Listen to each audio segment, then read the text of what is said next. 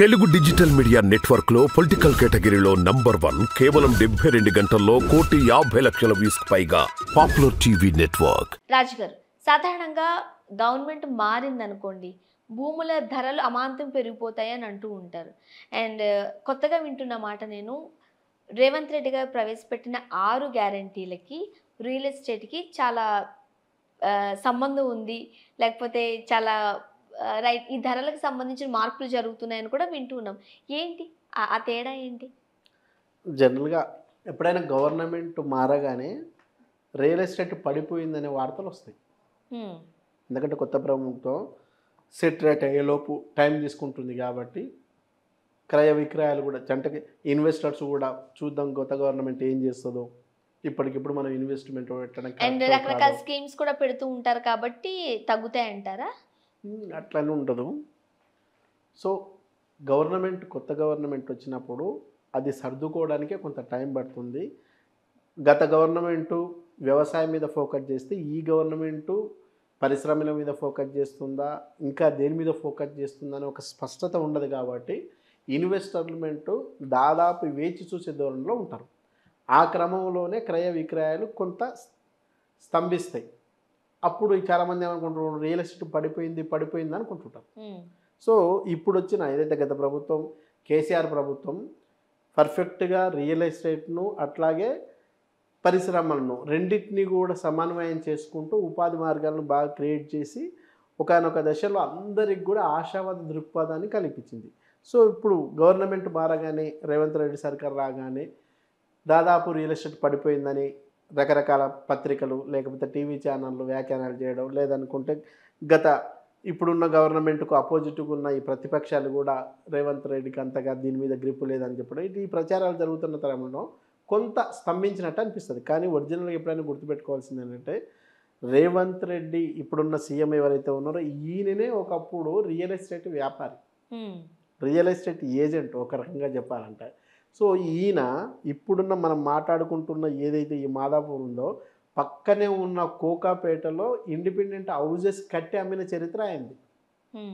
So real estate గురించి తెలిసిన రేవంత్ రెడ్డి గారు ఖచ్చితంగా రియల్ ఎస్టేట్లో ఉన్న ఉపాధి మార్గాలను మరింత విస్తృతం చేస్తాడే తప్ప రియల్ ఎస్టేట్ని ఆపడు.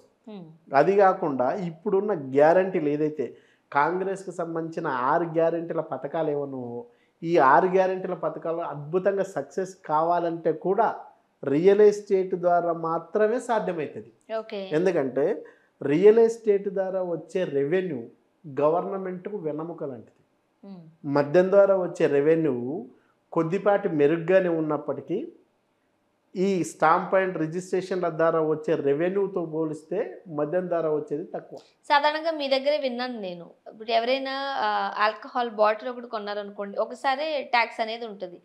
బట్ ఈ ల్యాండ్ వల్ల 4-5 టైమ్స్ గవర్నమెంట్ కి ట్యాక్స్ పెడుతుంది అని, అదేంటో ఒకసారి ఎక్స్ప్లెయిన్ చేస్తారా? ఎగ్జాక్ట్లీ. ఎందుకంటే మద్యం ద్వారా వచ్చేది ఒకసారి, కానీ భూమి ద్వారా వచ్చేది అనేక సార్లు. ఫర్ ఎగ్జాంపుల్, రైతు తన అవసరాలకు అనుగుణంగా అమ్ముకున్న రోజు ఒక వెంచర్ ఓనర్ తీసుకున్నాను అనుకోండి, ఆ రోజు రైతుకు రిజిస్ట్రేషన్ చేస్తున్నా కాబట్టి అప్పుడు ఒకసారి రెవెన్యూ వస్తుంది. తర్వాత ఎవరైతే వెంచర్ ఓనర్ ఉన్నాడో అతను మళ్ళీ అప్రూవల్స్ కోసం పోయినప్పుడు ఇంకోసారి రెవెన్యూ వస్తుంది. అప్రూవల్స్ వచ్చిన తర్వాత దీన్ని ప్లాట్లుగా చేసి ఇన్వెస్టర్స్కి అమ్మినప్పుడు మళ్ళీ ఇంకోసారి రెవెన్యూ వస్తుంది. దీన్ని అమ్మించినందుకు ఏజెంట్కు కమిషన్ వచ్చినప్పుడు కమిషన్ మీద టీడీఎస్ కట్ అవుతుంది కాబట్టి గవర్నమెంట్కి 4వసారి రెవెన్యూ వస్తుంది. ఇది కాకుండా దీన్ని తీసుకున్న పర్సన్ హౌస్ కన్స్ట్రక్షన్కి పోతే ఇసుకకోసారి, ఇటుకకోసారి, సిమెంట్కోసారి, స్టీల్కోసారి, ఇట్లా అన్ని రకాల వస్తువుల మీద మళ్ళీ గవర్నమెంట్కి జిఎస్టీ వస్తుంది. అంటే ఒక్క ప్రాపర్టీని సేల్ చేస్తే మల్టిపుల్ 10 టైమ్స్ రెవెన్యూ వచ్చే సెక్టర్ ఓన్లీ రియల్ ఎస్టేట్ మాత్రమే. సో ఇట్లా ఈ రెవెన్యూ వస్తే తప్ప గవర్నమెంట్ ఇచ్చిన 6 గ్యారెంటీల పథకం అమలయ్యే అవకాశం లేదు.